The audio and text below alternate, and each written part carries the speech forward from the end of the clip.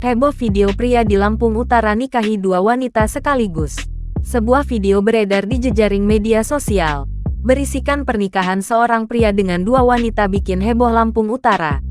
Dalam rekaman video yang bikin heboh tersebut, seorang pria di Lampung Utara duduk di pelaminan bersama dengan dua orang pengantin wanita sekaligus. Sang pengantin pria menikah dengan dua wanita di Lampung Utara tersebut terlihat menggunakan jas warna hitam.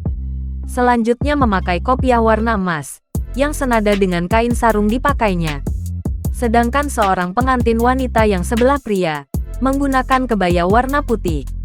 Wanita tersebut juga memakai kerudung warna putih, yang kain sarungnya juga sepadan warnanya dengan yang dipakai pengantin pria.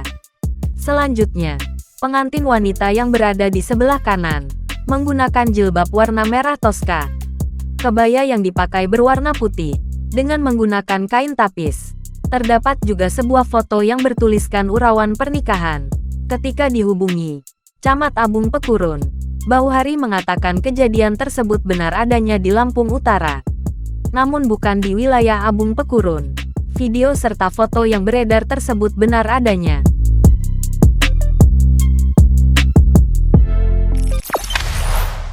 Jangan lupa subscribe, share, komen, dan like ya.